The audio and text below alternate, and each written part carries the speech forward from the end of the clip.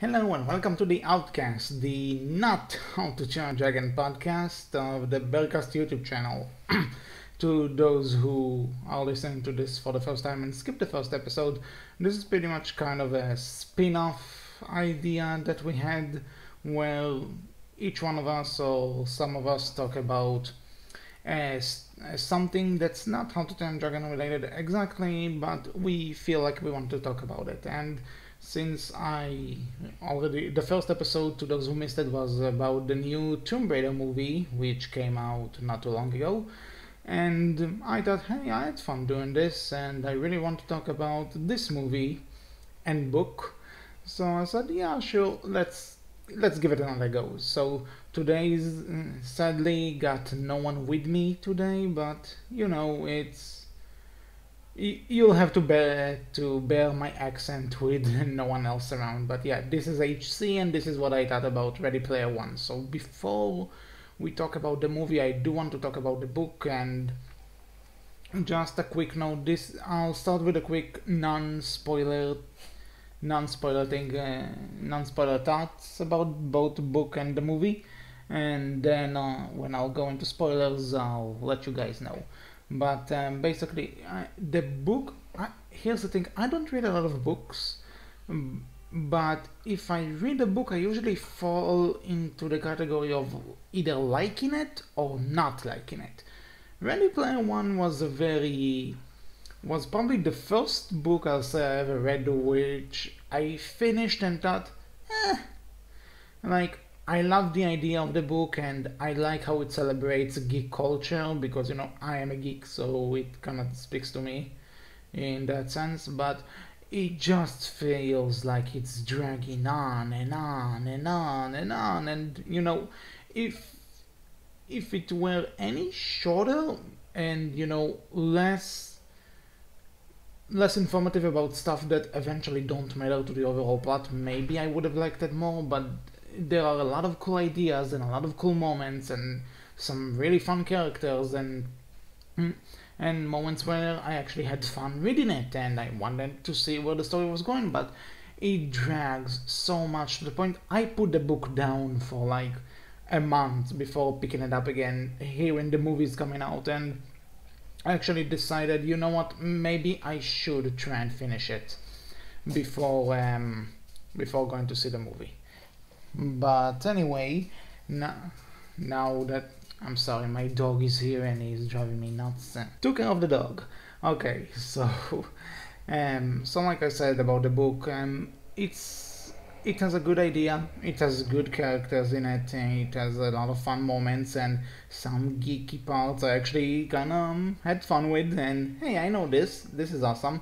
But overall, like, I won't recommend it to anyone. Like, it drags and that kinda killed it for me. Now I'll say that in my opinion, the movie is better than the book. And one of the reasons I think it's better than the book, because, everyone keeps saying that the book is always better, mostly because all of the information that you need is in the books, and then when the movie comes out, some of the stuff is getting cut down or and everything feels shorter and stuff.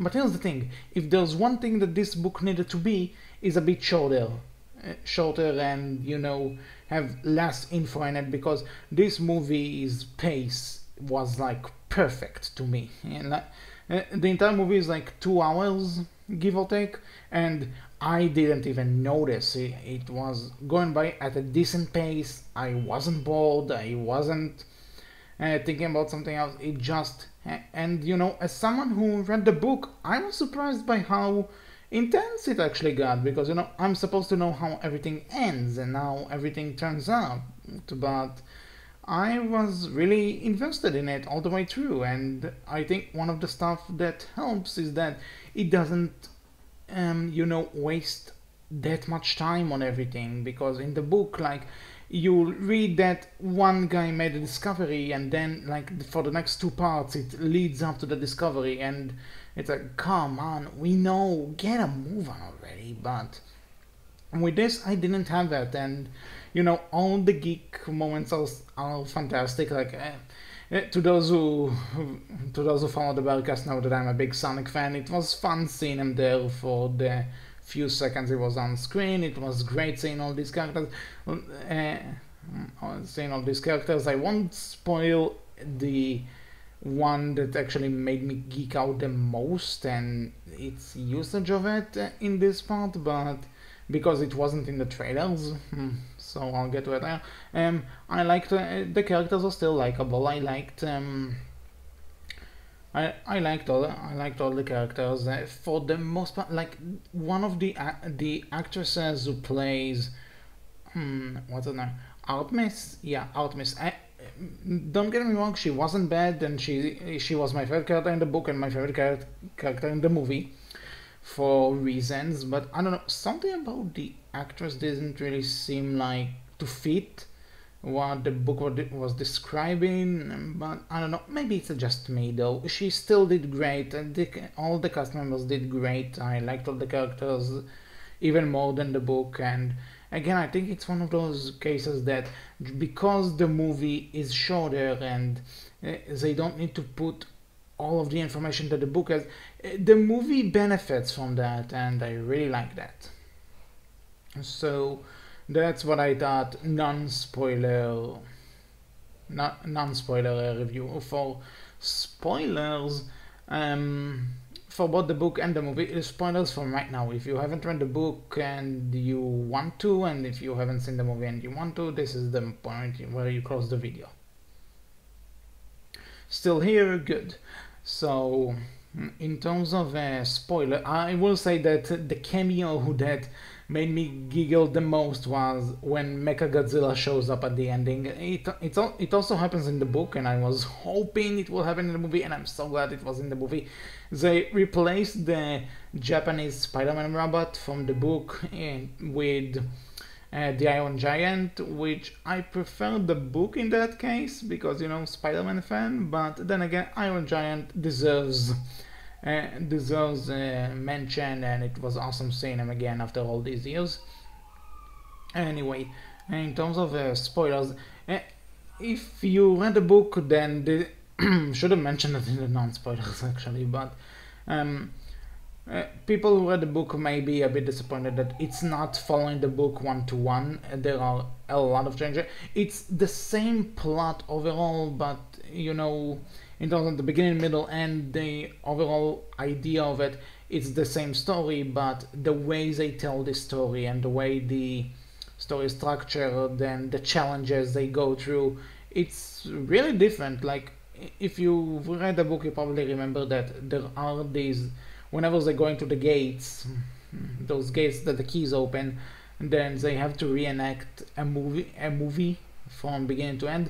Here there's a very nice challenge where they need to go into The Shining and they see all the stuff that happened in The Shining, but they don't need to reenact it from beginning to end. They need to find something in the movie, which I like it. I like that. It was a pretty cool twist, and also I liked all the changes actually they brought to the table.